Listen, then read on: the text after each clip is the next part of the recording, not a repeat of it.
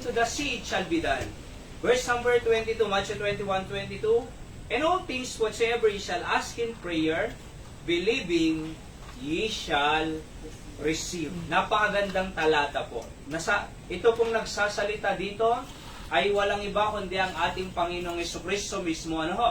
At sabi niya, in all things. Pag sinabi mong in all things, talagang lahat. Di ba? Lahat po ng bagay. Whatsoever ye shall ask in prayer, ano daw yung all things, yung prayer, ipapanalangin mo, whatsoever. So kung ano ang ipanalangin mo, believing, pag pinanampalatayanan mo, pinaniwalaan mo, sabi ng Bible, ye shall receive. Di ba? So ano man ang pinanalangin mo, ano man lahat. Physical needs, spiritual needs, emotional needs, mental needs, health needs, and so on and so forth. Ano man ang kailangan mo, sabi ng Bible, whatsoever ye shall ask in prayer, at you believe, the Bible says, ye shall receive. So may pangako ang Diyos At pag ang Diyos ay nangako, totoo. So, ano man ang naisin mo, na ipinanalangin mo, ay mangyayari. Bakit mangyayari? Kasi ang Diyos totoo sa kanyang sinasabi. Ang tanong, dito sa talatang ito, nasabi ng Bible, whatsoever ye shall ask in prayer, believing, ye shall receive. So, nagsisinungaling ba ang Panginoon nung sinabi niya ito? Hindi hindi siya nagsisinungaling. Kaya kung ano ang ipinangako ng Diyos, na sasagutin ko kayo, matatanggap nyo kung pinaniwalaan nyo, ano man ang ipinanalangin nyo, totoo po yan, kapatid. Kaya nga po yung number 1 na ating napag-aralan last Thursday, kasi nung Thursday po ay nandun po kami, di ba, sa Pangasinan, at online po yung ating prayer meeting. So number 1 po, prove the power of God. Okay? So, nakita natin yung story ni Elijah. Ni Elijah na doon sa Mount Carmel, naalala nyo pa po yung 450 na prophets of Baal na sinisisi nila si Elijah na siya yung may dahilan kung bakit may tagutom doon sa Israel. Sabi ni Elijah, hindi kayo, Ahab, si Hari Ahab, ang may kasalanan sapagkat yung asawa niyang si Jezebel ay pinapasok ang mga idolatry, yung mga Diyos-Diyosan na mga Diyos doon sa bayan ng Israel, kaya nagalit ang Diyos sa idolatry, sa mga idol, sa mga image na inadapt po ni King Ahab doon sa Israel, kaya nagkaroon ng famine na tinatawag na tagutom. Sinisisi nila si Elijah. Ikaw, Elijah, ang nagkukos ng trouble, kaya may famine sa Israel. Ang sabi ni Elijah, hindi ikaw. Kasi pinapasok mo ang idolatry. Ganito na lang, sabi niya. Mag-aalay tayo ng, may showdown sila Mag-aalay na lang tayo ng isang offering. Pagka sino ang sinagot ng Diyos para i-consume ang offering na ito, siya ang totoong may Diyos. Di ba? Okay nang mauna kasi marami kayo, sabi ni Elijah, 450 kayo So yung 450 po ay, di ba, sabi ng kwento, binasa natin noon na nag-alay sila, tapos nanalangin sila from morning to midday. Imaginin mo, 6 hours na nananalangin sila. Minamak nga sila ni Elijah Sabi ni Elijah, wala na. Yung Diyos yun natutulog, baka nasa journey, baka may kausap. Lakasan nyo! Baka hindi kayo marinig, may kausap, or naglalakbay, or baka natutulog. Lakasan nyo, 450 pa naman kayo. Sabi ng Bible, they cut themselves, di ba? They cut themselves, pero walang sumagot. Sabi ni Elijah, ako naman. So ito yung alay. Alright, buhusan. Binuhusan unang beses. Pangalawang beses, buhusan. Pangatlong beses, binuhusan. Di ba? Yung offering na yun na mayroong 12 stones doon representing the 12 tribes of Israel. At Yung trench, ginawan pa ng daanan ng tubig, trench. Kumbaga, kanal, di ba? Nandun yung tubig. At nanalangin si Elijah. So ito po yung point number 1 natin prove the power of God. Prayer proves the power of God. Nung nanalangin si Elijah sa Mount Carmel na tinatawag, mga kapatid, ay God ni Abraham, God ni Isaac, God ni Jacob. At alam niyo po, yung apoy galing sa langit ay kinonsume yung offering ni Elijah na nagpapatunay na totoo ang Diyos ni Elijah. By the way, ang Diyos ni Elijah, the God of Abraham, Isaac, and Jacob, siya rin po yung Diyos natin ngayon dito sa Candon Bible Baptist Mission. Buhay na Diyos, hindi patay. Di ba?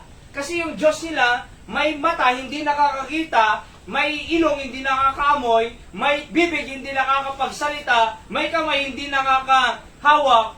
Kahoy ang Diyos nila. Bato ang Diyos nila. Di ba? Pero salamat sa Panginoon at nakilala natin ang tunay na Diyos ng langit na may likha ng tao at langit at lupa. Doon na nalangin si Elijah, kaya sinagot. It proves the power of God. Pangalawa po, hindi lang proves the power of God, but number 2, preserve God's people. People lahat ito Ano po yung una? Proves the power of God. Pag sinabing prove, by the way, ano ba yung prove?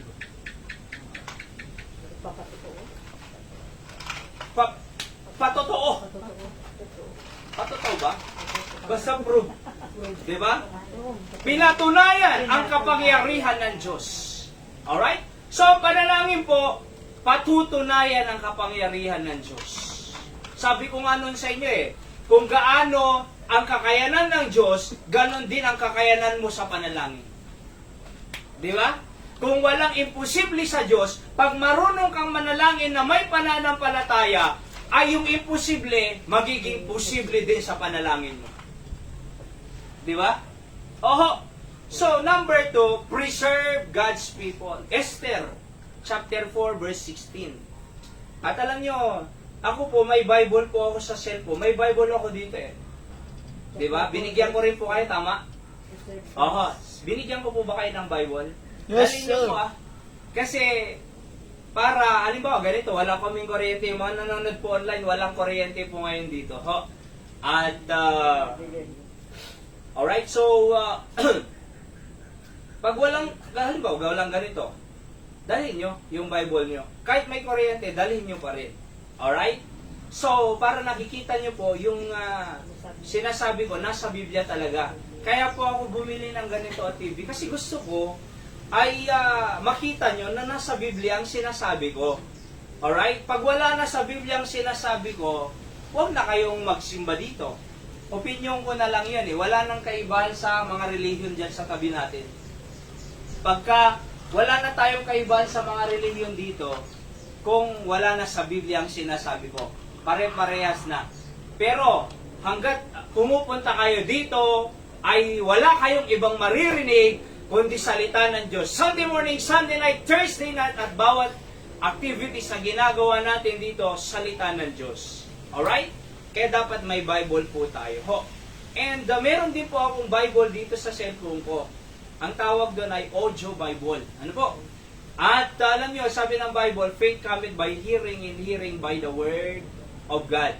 Kaya nag-download po ako dyan ng King James Bible na audio. At kanina po, binasa ko po itong buong Esther. From chapter 1 to chapter 9. Okay? Habang nagsisibak si Anton. Kanina. So, pinakinggan ko po ito. At inulit-ulit ko rin po ito. At alam nyo, ito po yung kwento ni Esther. Alright, ni Esther na naging queen doon sa palasyo ni King Ahasuerus. Si King Ahasuerus po ay hari po ng Persian Empire. Persian, ano po? Na merong 127 provinces. Bago po ang Persian Empire, ang nagsakop muna sa Israel ay Babylonian Empire. Alright? Kung familiar po kayo sa history, nasa world history yan Alright? So una, ang nasumakob sa Israel, Babylonian Empire by the king that time is Nebuchadnezzar. At pero dahil naging mayabang si King Nebuchadnezzar, kumakain siya ng damo. Pinanood nga namin yan eh. So naging mayabang siya sa Diyos, alright? Pinalitan po siya, nasakop naman po siya ng Persian Empire. Alright? By the name of King Cyrus yung una. Tapos King Darius. Dito po, ang hari na dito ay King Ahasuerus. Alright? At yung Persian Empire, yan po ang Iran ngayon. Modern name po ngayon ay Iran. Yung Babylonian po ay Iraq. Yan ang modern name na po ng Babylonia ay Iraq. Ang modern name ng Persia ngayon ay Iran. Kaya tingnan niyo po, kalaban pa rin ng Israel ang Iran. Tama? Okay. So ang Iran kasi malakas nung araw eh. Persian Empire, sumasakop po yan ng bansa-bansa. Kaya ngayon, wala na po silang ganong kalakas, pero may kaisipan pa rin nilang kaya pa natin sumakop. Kaya matapang po ang Iran hanggang ngayon. Dahil sa panahon ng nito. So alam nilang may history silang ganito eh. Okay? Pero siyempre, wala silang panama sa Israel. Kahit maliit na bansa po yan because the God's presence is in there. Ngayon, of course, Persian, tapos sumunod Grecian Empire by Alexander the Great. Okay?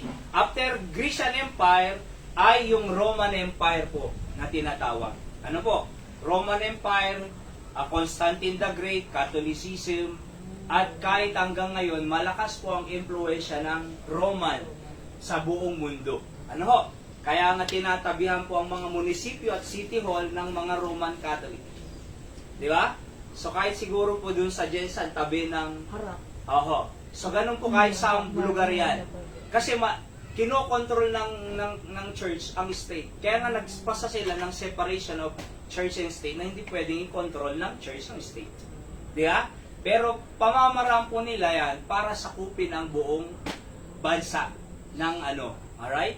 Ngayon, tingnan niyo po Roman Empire. Oho. So ito po, si King Ahasuerus po mga kapatid, si King Ahasuerus ay nagkaroon po siya ng okasyon na napakaraming mga leaders doon, mga governors, lieutenants, and so on and so forth, mga leaders.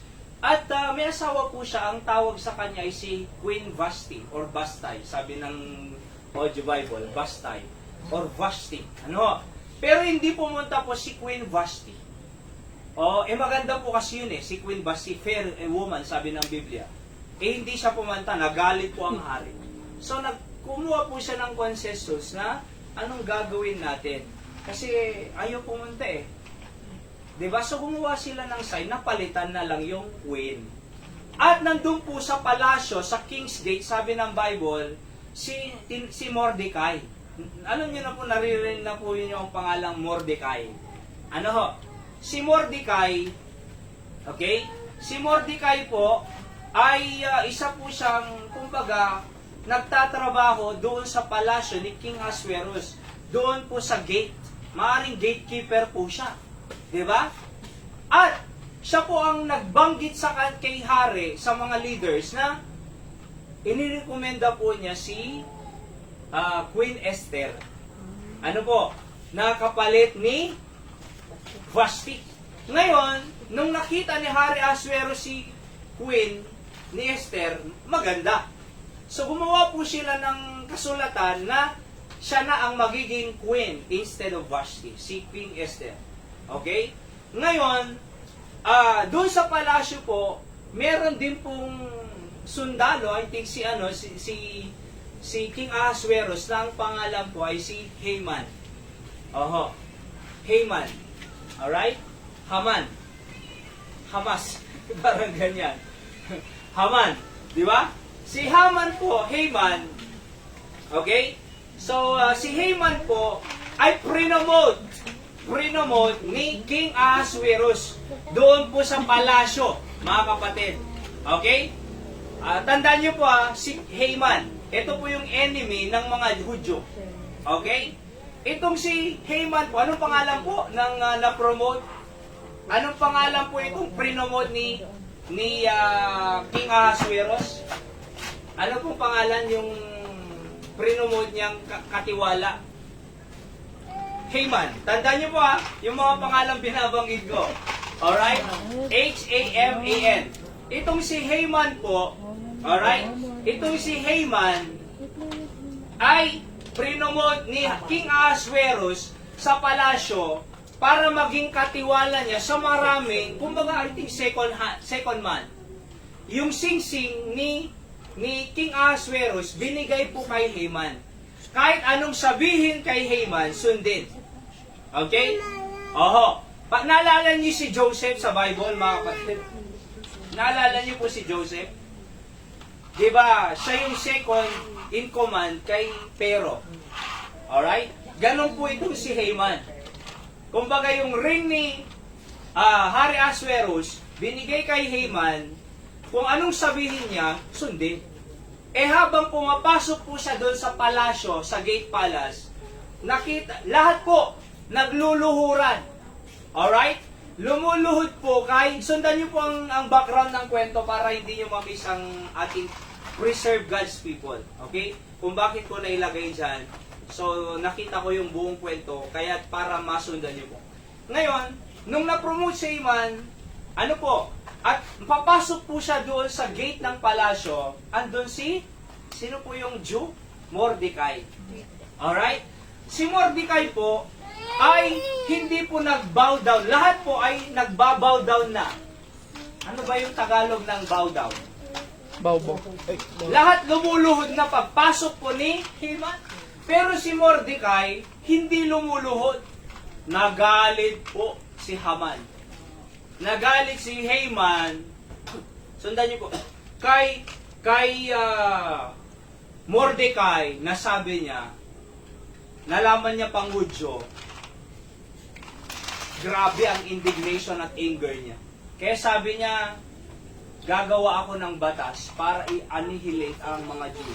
So, imbes na kay Haman lang, ay kay Mordecai lang nagalit, idinamay niya na ang buong mga Hudyo sa 127 provinces na ito na nasakop ng Persian Empire, mga kapatid. Okay? 127 provinces. Sundan niyo kung mabuti ang kwento, Ngayon, naggawa po siya ng kasulatan, si Haman. Alright? Gumawa po siya ng kasulatan na pirmado ng hari with the seal of his ring, mga kapatid, ng hari, na papatayin or annihilation. Familiar po ba kayo sa word na annihilation? Yung papatayin, i-destroy lahat ng Hudyo. Parang Holocaust nung araw. Di ba? Yung kay Hitler, pinagpapatay ang mga Jews. Okay? Na ang Pilipinas po ay nagkup-kup din ng mga Jewish people nung araw during the Holocaust. Yung pagpatay sa mga Hudyo. Okay? Kaya bilang appreciation ng Israel sa atin, free visa ang pagpunta ng Israel sa Pilipinas. Doon. Pumunta na sina Pastor Sam doon sa Israel. Dahil doon sa pagkup-kup natin ng Hudyo, kung hindi ako nagkakamali, ang presidente that time ay si Manuel Rojas. Pero tingnan nyo po ito balik tayo sa kwento ho. Sabi niya ni Haman, papatayin ko ang Hudyo. So may kasulatan, pinos po yan sa mga 27 provinces. Kaya natakot po ang mga Hudyo. Kasi papatayin sila Alright? Pati si Mordecai, natakot. Pero ni-report po ni Mordecai kay Esther. Alright? Kay Esther. Sabi niya, Esther, meron ng, meron ng kasulatan, meron ng decree na lahat ng Jewish people ay papatayin ni Haman. Kasi kanang kamay siya ng hari, kaya niyang gawin yun Okay?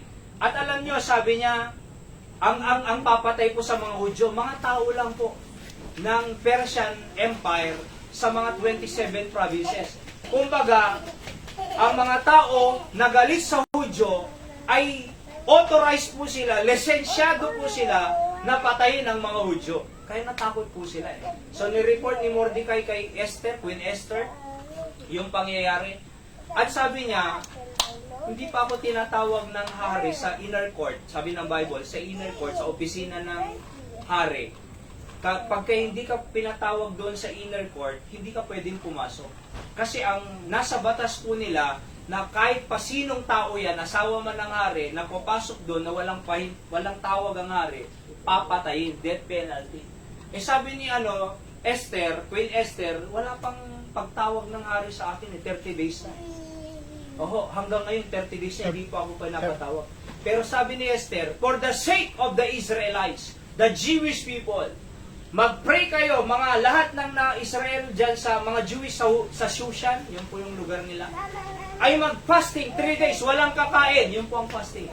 Walang kakain, manalangin. Ako rin, sabi ni Esther, at mga maidens ko dito sa palasyo, magfa-fasting din kami. 3 days po. At noong after ng 3 days po nang nag-fast si Esther, Queen Esther, ay nagsuot po siya ng royal apparel. Okay? So pumasok po siya sa inner court. Ang solusyon lang po para hindi po siya ma-death penalty ay kung pumasok po sino man doon sa inner court, sa opisina ng hari, si King Ahasuerus, pag itinaas niya yung kanyang scepter, okay po yun, hindi po siya papatayin. Di ba? Kung itinaas. Pero kung hindi itinaas, papatayin. Ngayon, nung pagpasok po ni Queen Esther, nakita ng hari, tinold out niya po yung kanyang scepter. So, hindi po siya papatayin. Lumapit si Queen Esther, hinawakan niya yung scepter. Alam niyo yung scepter? Yung hawak-hawak ng hari na parang baston. Ayan. Pero ano po yung scepter ang sabi ng Bible? Parang baston ng hari. Okay, pag tinaas niya yung scepter na tinatawag, baston ba yun? Na, di ba nakikita niyo po? Ayan, may design. So, nung tinaas niya yun, exempted po si Esther. Ngayon, nung pumasok po siya, hinawakan niyo yung scepter sa top, sabi ng hari, anong gusto mo? Sabi niya, anong request mo, Queen Esther? At, I will perform it, sabi ng hari. Okay? I will perform it, at even the half of my kingdom will grant your request. Alam niyo, sabi ni ang request ko lang, sabi ni Esther, ay magkakaroon lang tayo ng banquet tomorrow kasama si Haman. Okay? The king and Haman. Oo. So may banquet tomorrow. Kaya nung nalaman po ni Haman yan, tuwang-tuwa siya. Tuwang-tuwa siya, mga kapatid. Bakit? Akala niya, special siya eh. Yung pala, ay i-re-expose ni Esther yung plano ni Haman sa hari na papatayin niya ang mga Jewish people. Kaya hindi alam ni Haman yun eh. Kaya sabi ni Haman, special ako ah. Binanggit pa nga niya doon sa asawa niya ni Haman. Alam mo ba, nagagawa ang reyna, ang queen ng banquet. Ako, ang hari at siya lang. Wow! Very proud! Ngayon, alam niyo po, pero galit na galit ako sa Mordecai na yun talaga, sabi niya. Sabi ng misis niya, at sa mga kaibigan ni Haman, ganito na lang ang gawin mo kay Mordecai. Gumawa ka ng gallows, ang tawag po sa Bible ang term niya ay gallows, yung sabitan na bibitayin. Alright? Gawa ka ng gallows, sabi ng Bible, ni Haman, ay ng asawa ni Haman, para ibitay mo na lang yan si Mordecai na yan, na Hudyo. Oo. Bitayin na lang yan, para hindi mo na makita. Ngayon, it please Haman sabi ng Bible So, gumawa po siya ng gallows, ng bitayan, mga kapatid. At nung pagpasok niya doon, kasi sabi ng asawa niya, at pagka nakagawa ka na ng gallows, bago ka magpunta doon sa banquet, sabihin mo na sa hari na ibitay na si Mordecai para masaya kang magbanquet. Di ba? So, ganun po ka-wicked si Haman. Galit na galit siya sa mga Hudyo. Alright? Alam niyo si Haman, ngayon po, kahit ngayon, sineselebrate po ng Israel itong istorya na ito dito sa Book of Esther. Hanggang ngayon. So, tingnan niyo po, balik sa istorya. Nung pumasok po si Haman sa palasyo ulit, napupunta siya sa banquet, tuwang-tuwa siya, proud eh. Nakita niya ulit si Mordecai. Ira ka, sabi niya. Hindi kasi siya ano yung sabi ka kanina? Hindi kasi siya yumuyuko. Yumuyuko lahat, pero si Mordecai, hindi yumuyuko. Kaya galit na galit.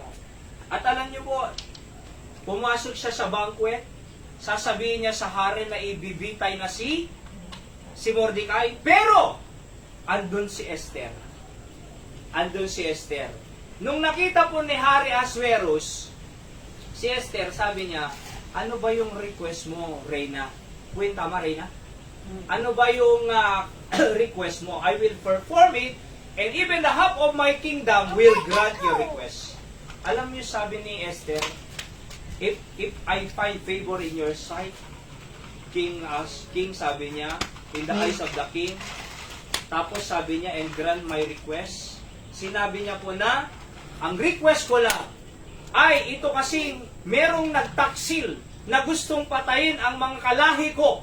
Sabi ni Esther. Hindi alam ni Haman na Hudyo si Esther. May nagtaksil sa kalahi ko na papatayin niya lahat. At ang taong yan ay itong wicked Haman na ito, sabi niya. Natakot po si Haman, mga kapatid.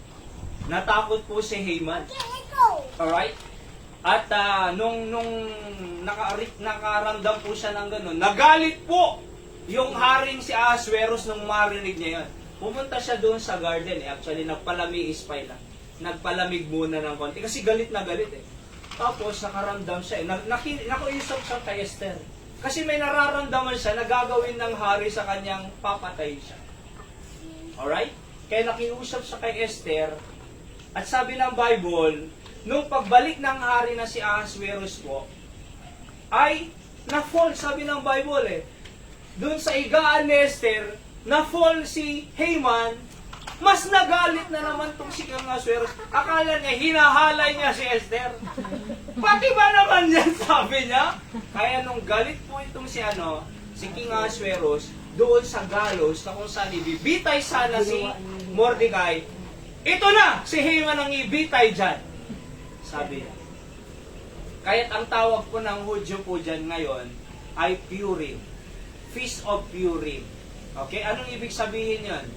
Yung atake ni Haman sa kanila, P-U-R kasi, pur, di ba? P-U-R. Yung po ang araw ng pag-atake sana ni Haman para ihanilit ang Hudyo. Pero napigilan ni Esther dahil sa prayer. Ano ho? Dahil sa panalangin, napigilan nila ang pagpatay sa mga Hudyo, mga kapatid. Kaya po, ang celebration po na yan ay Purim ang tawag. P-U-R-I-M. Feast of Purim. Hanggang ngayon. Nang ibig sabihin yan ay tawag dito, na-escape nila yung destruction or annihilation na balak ni Haman sa kanila. Okay, tingnan niyo na po ito. Bakit ko sinabing number 2, preserve God's people? Tingnan niyo po anong mangyayari sana sa mga Israel, sa mga Hudyo, kung hindi sila nag-pray? Mamamatay sila. Nandun na yung kasulatan eh. Di ba? Napirmahan na yung kasulatan na lahat, lisensyado na, lahat ng tao sa 127 provinces ay authorized na patayin ang mga Israelites. At alam niyo po, tingnan niyo po ito. Pero nanalangin sila. Yun ang ibig ko sabihin ko dito.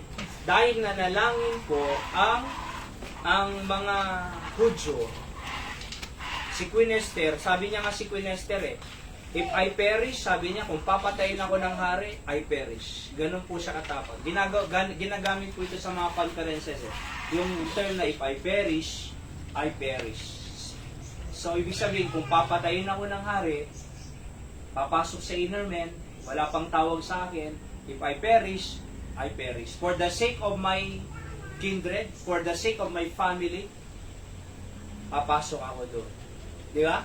If I perish, I perish. Tapos yung, in such a time as this, di ba ginagamit pa po yan sa mga conference, in such a time as this. Kasi sabi ni Mordecai, ikaw ay nandyan sa palasyo ngayon kasi ikaw ang gagamitin to preserve God's people. Di ba? Parang si Joseph, naalala nyo? To preserve the people around Egypt. Ganito rin po kay Queen Esther ngayon. So, ang sinasabi ko po dito, mga kapatid, patay na sana ang mga Hudyo. Wala na sanang Israel ngayon. Kung hindi dahil kay, humanly speaking, kung hindi dahil kay Esther. Di ba? Kaya nga po, kahit babae, ginampanyan niya ang kanyang obligasyon. Pero na-preserve ang mga tao ng Diyos sa Israel. Bakit? Kasi merong matapang na Queen Esther na pumunta doon sa inner court. Kahit bawal pa yon. Pero bago siya pumunta sa inner court, nag-pray muna sila ng 3 days. Fasting. Di ba? Nag-fasting sila eh. Sino po sa inyo nasubukan ng mag-fasting? Ako. Yung hindi ka kakain tubig lang, parang mag-pray ka. Ako hindi ako pwede po sa fasting eh. Bakit? May ulcer ako eh. Pero, nagpipray po ako. Di ba? Sabi ni Pastor Ruben Abante, ay kahit hindi ka mag-fasting, basta totoo sa puso mo, ang pinagpipray mo, igragran ng Panginoon. Pero ang sinasabi ko po dito, nag-fasting po sina Esther bago pumunta doon sa courtroom at dininig ng Diyos yun, pre-reserve po sila.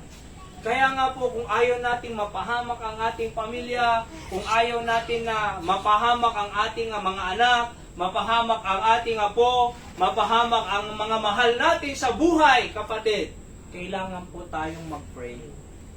Mag-fasting, di ba?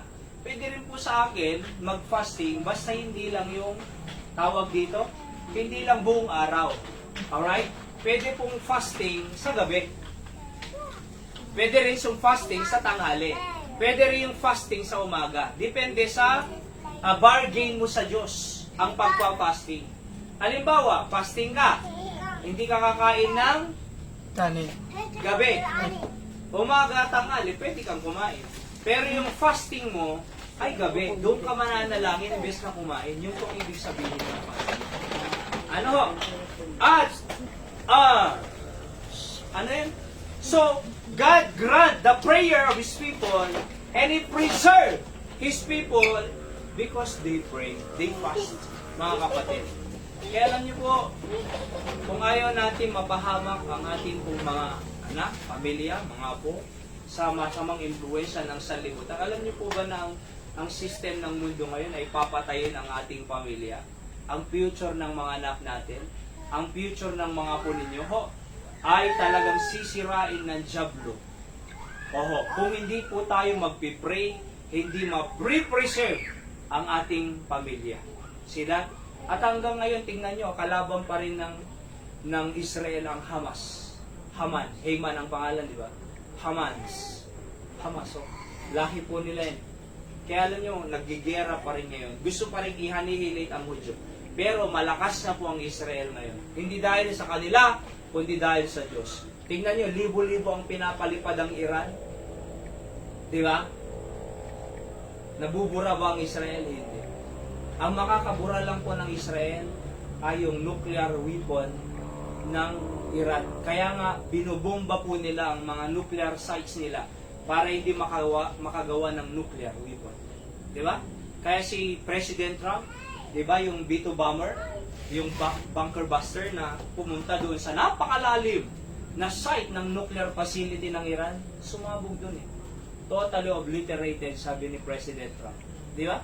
At alam niyo po, hindi po magtatagumpay ang sino mang lalaban sa Israel, mga kapatid. As long as sila ay nananalangin, ay na-preserve po sila. Ganon din po tayo. So I'm saying, sabi ng Esther 4:16, go rather, gather together, all the Jews that are present in Shushan, and fast ye for me, and neither eat nor drink 3 days, night or day. I also and my maidens will fast likewise, sabi niya. And so will I go into the king, which is not according to the law. If I perish, I perish. Kung mamamatay ako, mamamatay ako. Sabi ni Charles Spurgeon, mga kapatid, parents prayed for me. God heard their cries, And here I am to preach the gospel, sabi ni Spurgeon. Kung hindi daw po nanalangin ang mga magulang ni Spurgeon sa kanya, wala siya sa ministry. But here I am, preaching the gospel, because I have parents who prayed for me, sabi ni Spurgeon. At alam niyo si Spurgeon po, the Prince of Preacher, doon sa London, Metropolitan Baptist Tabernacle ang church na. Hanggang ngayon, nandun po yun, yung church na yan. At alam niyo po, yung Metropolitan, libo-libo pong tao ang pwedeng pumasok doon. Sa katunayan, may panahon si Spurgeon na sabi niya sa mga members niya, huwag na kayong pumasok kasi maraming bisitang papasok. Gustong pakinggan si Spurgeon because he has power. The message of Spurgeon is powerful, mga kapatid. Kaya gustong pakinggan si Spurgeon eh.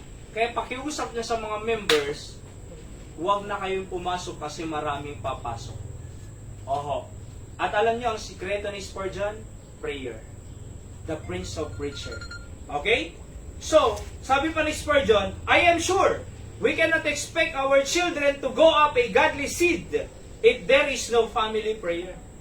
Huwag nating asahan na merong lalaking godly seed sa ating mga anak kung walang nananalangin sa kanila. Ay ano man yung pala eh. Alright? At alam niyo, naalala ko si Pastor Hill eh. Ni Pastor Hill, Lorena po, na-involve po siya sa bahala na gang. Yun ang kwento niya sa amin nung nag-aaral po ako din. At alam niyo, yung tatay niya, pulis kasi. Sabi ng tatay niya, huwag ka dyan. Huwag ka dyan, huwag mong ginagawa yung mga yan. Alam ko na yan. Una, mas matanda ako, sabi niya. Pangalawa, pulis ako. Oo. Kaya papunta ka pa lang, pabalik na ako. Alam niyo po yung term na yon? Papunta ka pa lang, pabalik na ako. Ang sabi ni Pastor Hill, kung pabalik ka na, bakit hindi tayo nakapagsalubong? Kaya nga, talagang sumama pa rin siya sa mga barkada niya at naglalasing po sila, nagmamariwana. Mas marami daw po siyang nahitit na mariwana kaysa sigarilyo. According sa kanyang kwento sa amin noon. At alam nyo, December 25 po, lasing na lasing daw siya. Meron siyang pana, tumututok siya sa mga tao, nahuli po siya. Alright? Nahuli po siya. Nonoy ang tawag sa kanya. Alright? So, nahuli siya, nasa bilangguan, pumunta yung tatay niya.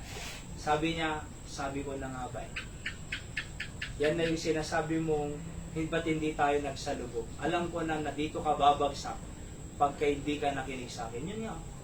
At alam niyo po, nakulong pero nilabas siyempre ng tatay niya, pulis.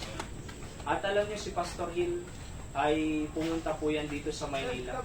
Nakita ng kapatid niyang si Pastor Ed, may kaso ka no sa Bicol, kaya nandito ka. May tinataguan ka. Ganun po sa kanila eh. May kaso ka no? So yun. Dito muna ako sa iyo kuya.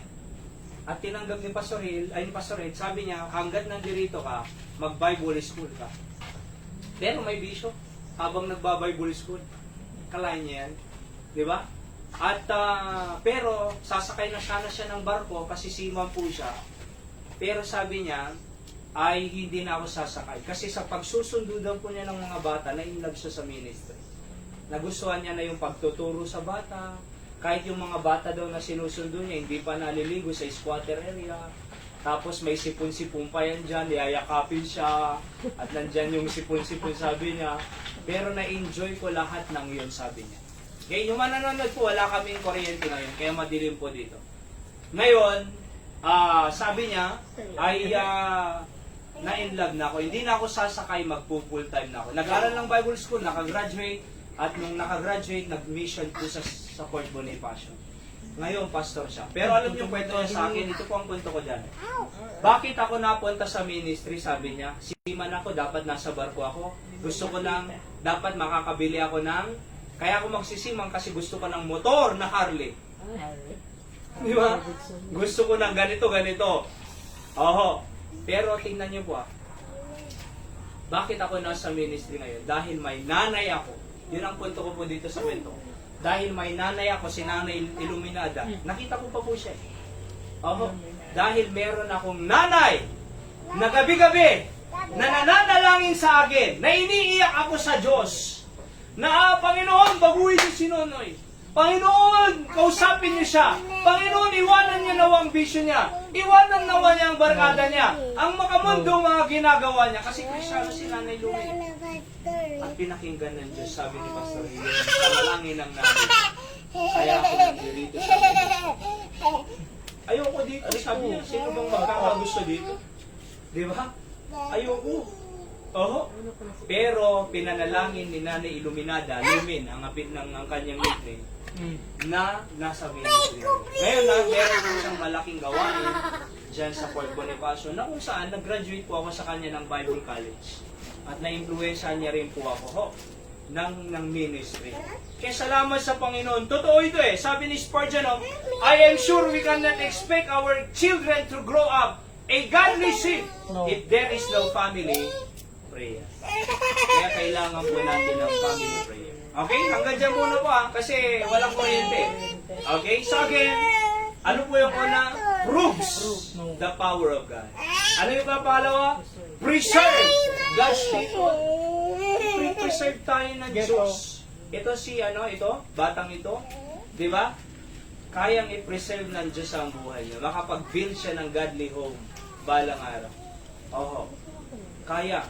Kahit, kasi, wala pong anong tawag dyan.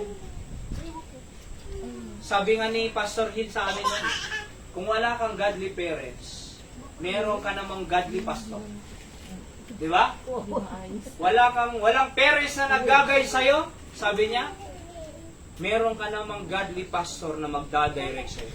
Sabi pa niya sa akin, natutuwa ako sa words niya. Sabi niya noon, kung wala kayong nakikita sa future ninyo, ako may nakikita sa future ninyo. Sabi niya.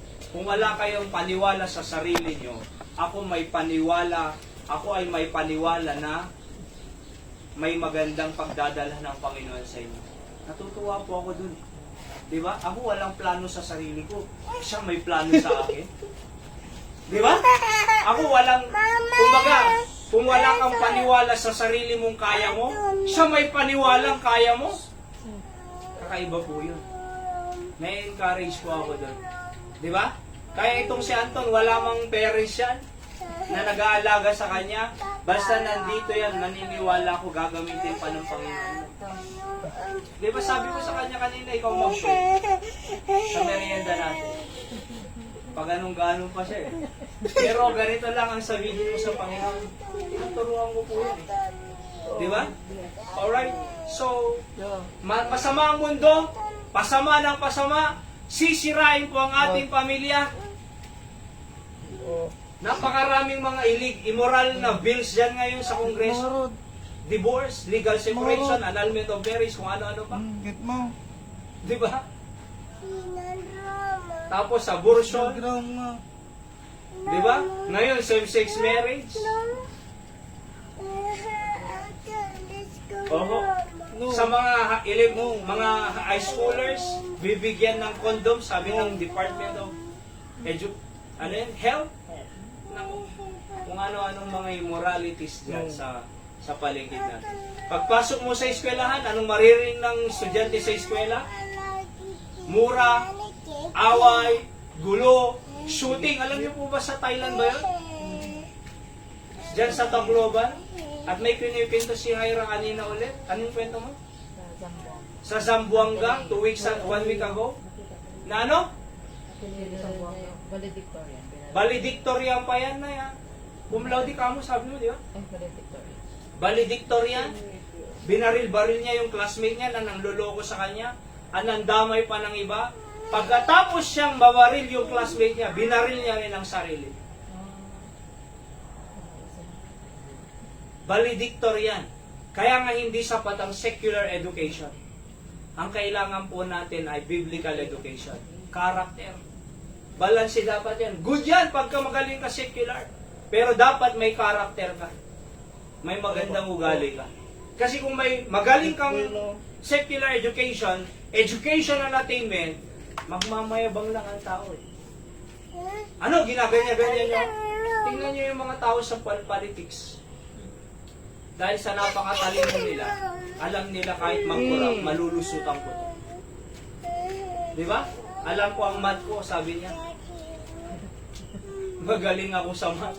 Alam kong lusutan yan. Abogado ako, kaya kong lusutan yan. Ngayon, sige nga, lusutan nyo nga yan. Sa expose ng flood control, sa impeachment trial, o ano-ano pa nga.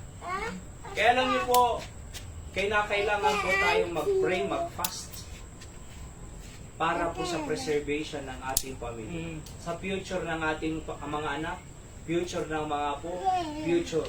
Kaya pa eh. Mas matindi nga itong kay Esther eh. Bakit? Papatayin na lahat lahat ng Hudyo. Meron na? Napirmahan na. Wala nang magagawa ang mga Hudyo dito eh. Napirmahan na eh. Pero ang solusyon ni Queen Esther, mag-fast kayo sa Shushan, magpa-fast din kami dito sa Palace. Awang kuryente ito. Hindi naman nawala. Ha? Hindi nawala. Alin? Ang kuryente. Bakit? Hindi naman nawala ang kuryente. Kaya nagtatakot wala kang ilaw. Saan yung kuryente? Meron naman doon. Ay, sino mo Hyra? Bakit? Hindi ko na kasi naasip. Okay, Galali. sige. Tingnan mo nga yung mga connection natin. Baka may... Okay. Wala eh. Tingnan mo dyan. Baka sa loob. Okay, sige po, tayo po ay manalangin. Dakilang Diyos, salamat po sa inyong salita. Pagpalain niyo sa aming buhay. Tunay nga po, Panginoon, na kailangan namin mag-pray to preserve our family, to preserve the people around us that we love so dearly. Pagpalain niyo po, Panginoon, ang aming buhay at kayo po ang mangusap sa inyong mga anak ngayong gabi. In Jesus' name, amen. Nakapikit po tayo na kayo ko. Tayo po ay manalangin. Let's pray for the preservation of our family, mga anak, apo, ang future nila, that the devil, the world system is dangerous to kill the future of our family.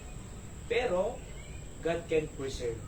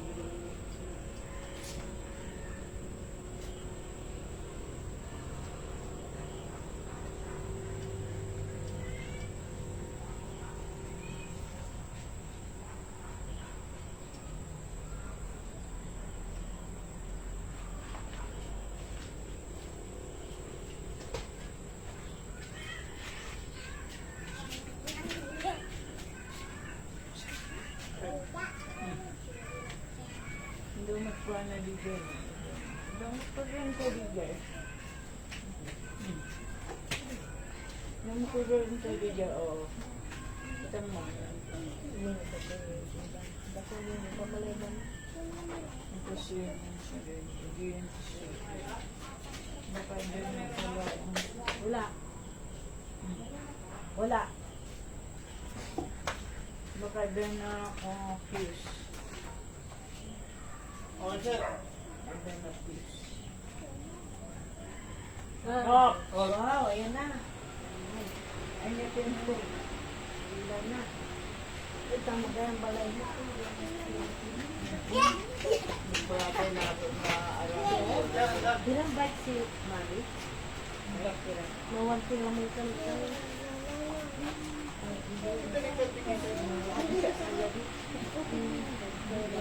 Okay?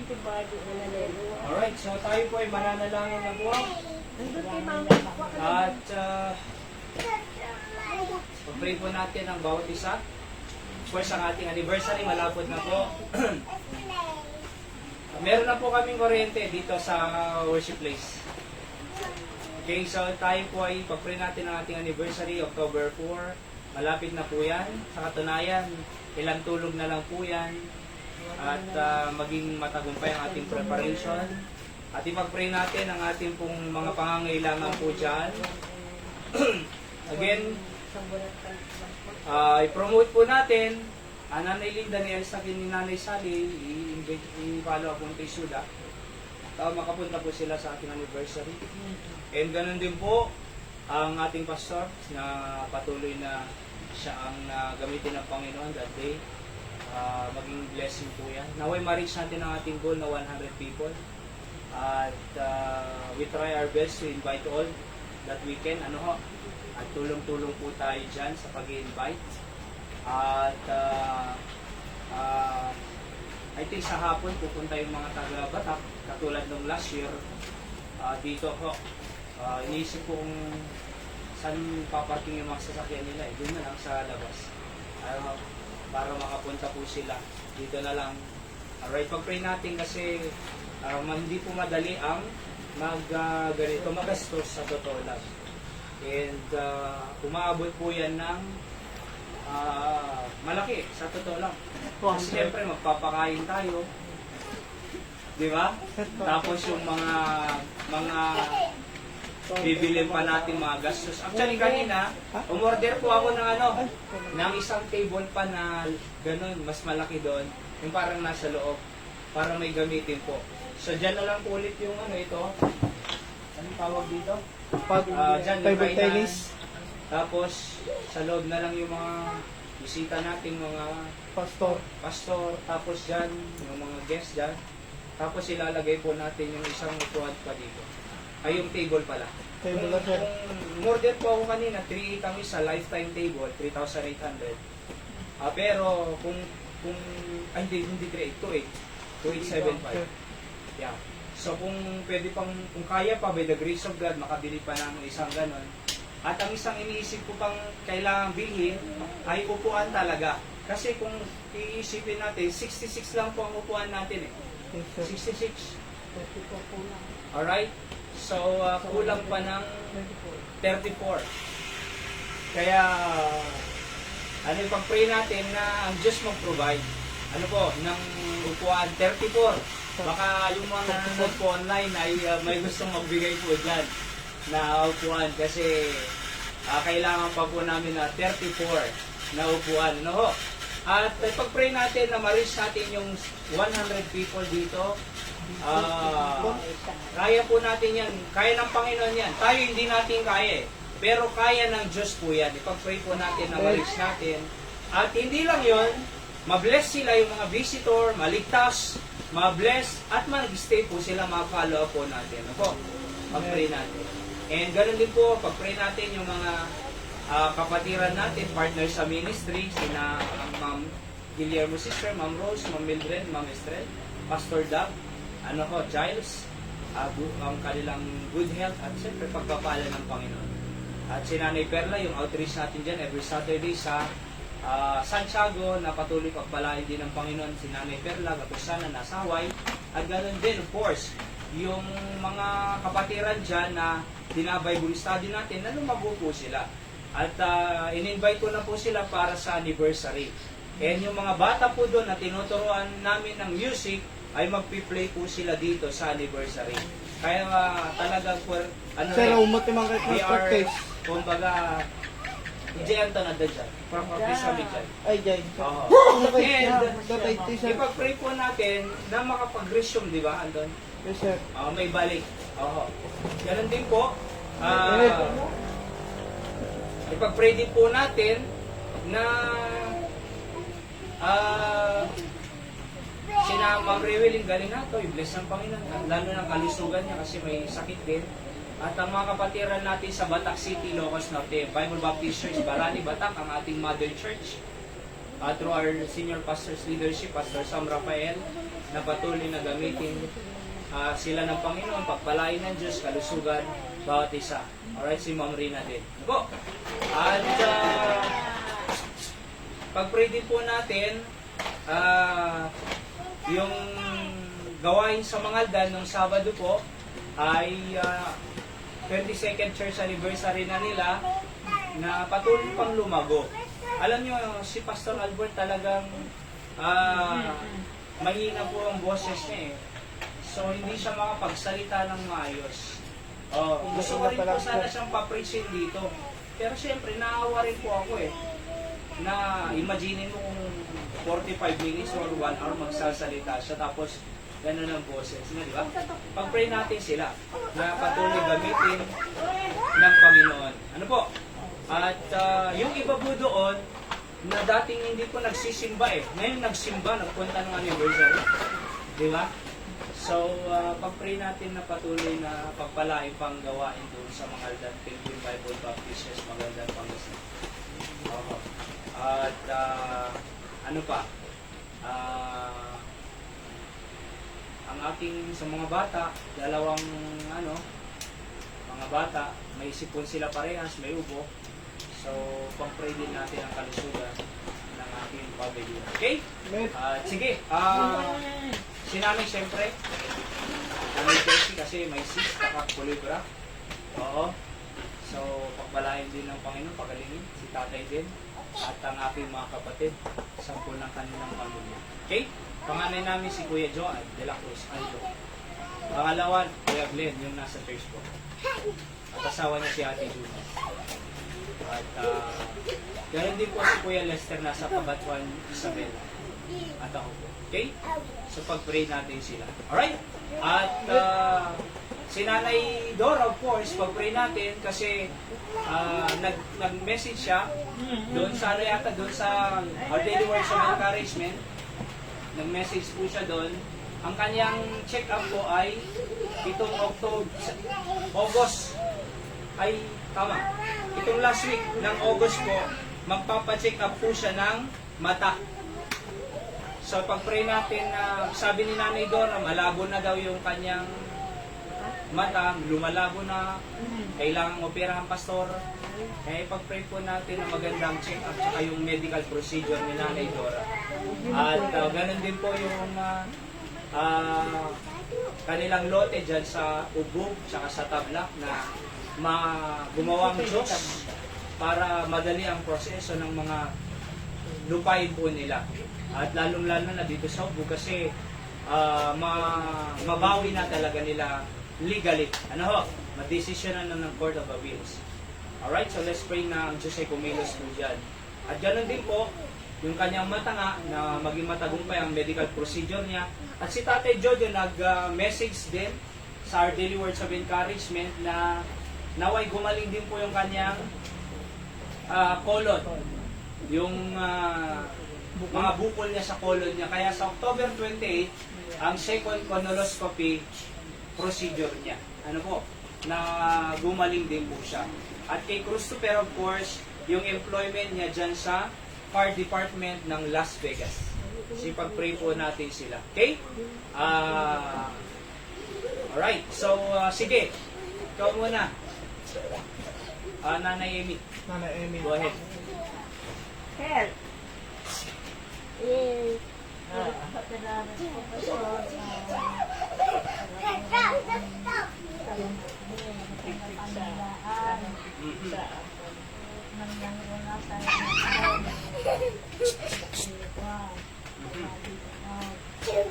Okay na.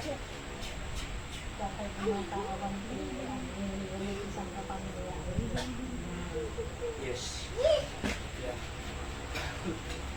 Pray tayo. Nanarinig talaga. Nagre-re-re. Nagkakapamilya. Okay? Kung pag ni Nanay Linda, Kawanti ka lang sa apo na lang tandig balay na. Single. okay, si Nanay Linda, natin prayer request mo. Because dyan, my health, my family, especially me. Ako na lang, ako lang mag-isa sa bahay. Hindi ako ba? Lagi ko naman sila ang pilit. Tsaka bayaran na siya, Anton. Yes, sir. Yung kanyang lupang ibinenta nila, Oo, sana. nabayaran na, Pero, para makuha niya yung commission niya. Nanay Linda, 50,000 din yun. Tayo pa sa... hey, 500 toro Yan, tayo. Nay. Di ba? Mag-share. By the way po, kung may share po tayo para sa anniversary, it will be appreciated so much. Ano po? At pag-pray lang po natin po na God will provide. Alright? At ibabalik naman ng Panginoon ng mas malaki, doble, triple, ang mga pinagkakalob natin. Ako subukan na po yan eh. For 20 years, lahat ng ibinibigay ko po sa Panginoon ay binabalik niya mas marami. Kaya nga hanggang ngayon, tingnan nyo, 4 na kami sa pamilya. Pero God provides everything. Ano po? Alright? At Tod, Sir, ano tigaya mo yung kararan? titila tao, sir, di nagatang tinusar ko mulaan. Dumawa ta lang bagas na gibalay, sir. Handa kahit nga dumawa ta kipas. Mga barangay naman kaya may baga. Okay. Hanapin yan, Tod. No, makasulti pala din na bigat sa igatang ko bagas ko, igatang ko sinak, sir.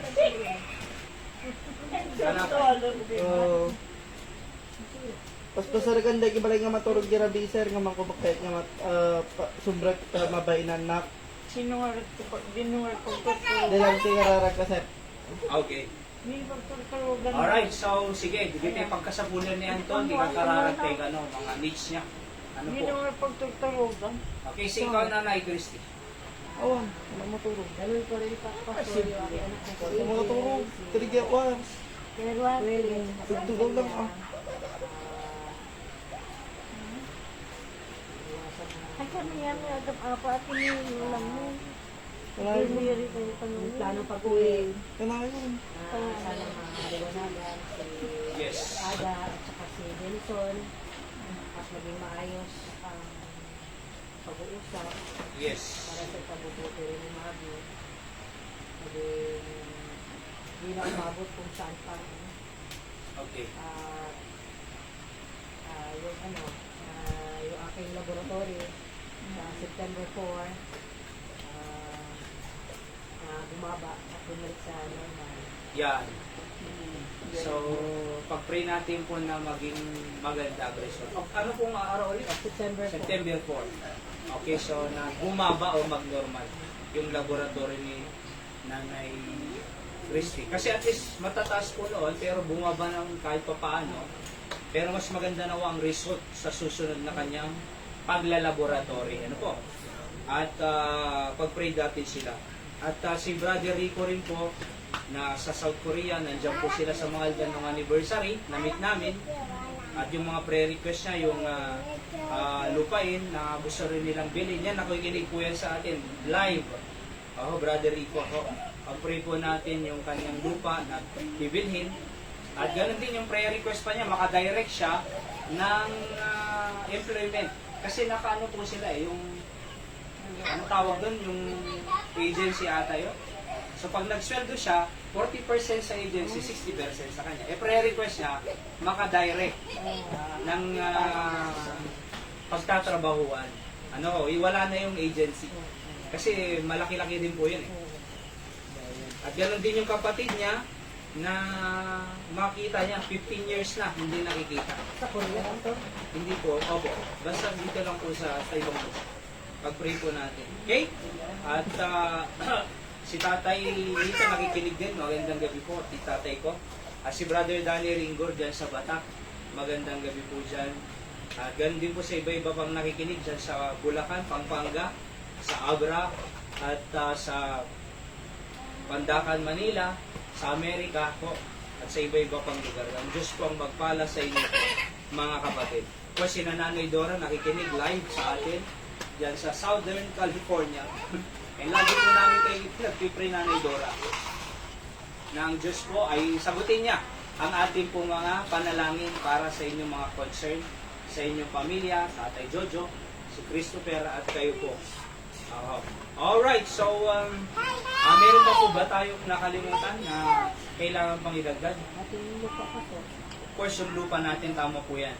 Na God will give us a property para tatayuan natin ng malaking simbahan na church building.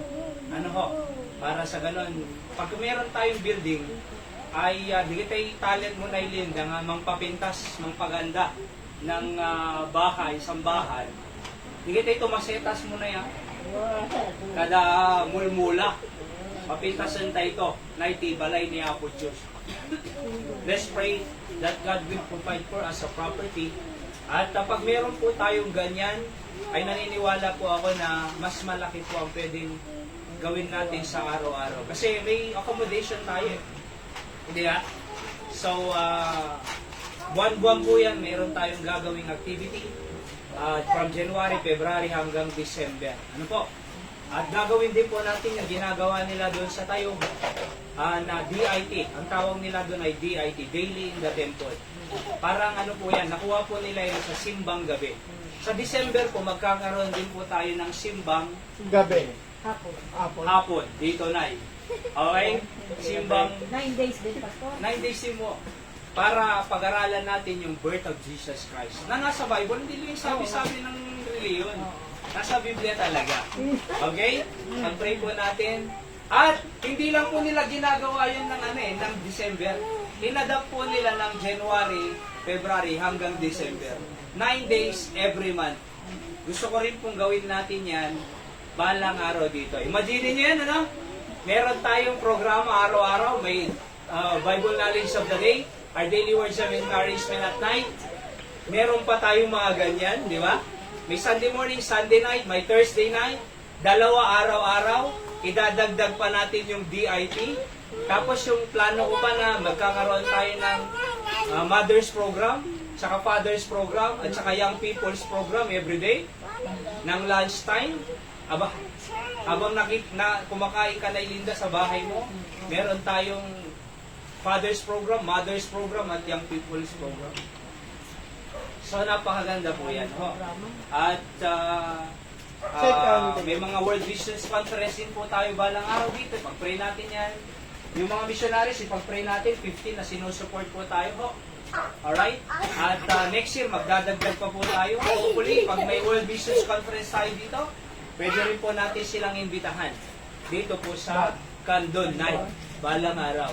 Alright? Kaya kailangan natin talaga ng property, ng simbahan, building, para mangyari po lahat yan. No? Magkakaroon din po tayo ng family camp sa ng December. 3 days. Family camp.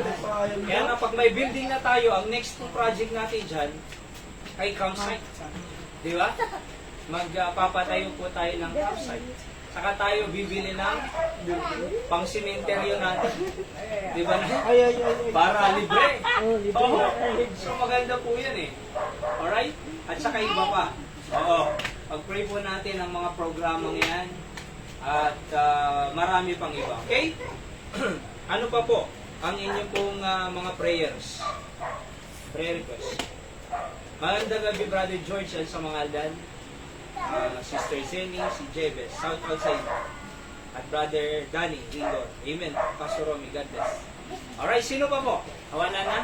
Wala na dyan. Okay, mga may prayer request po kayo dyan sa online, nakikinig po, i-post nyo lang po dyan, at we do sure na ipag-pray po namin kayo. Sina Brother Danny, isama po natin sa prayer. Actually, nasa prayer po natin sila.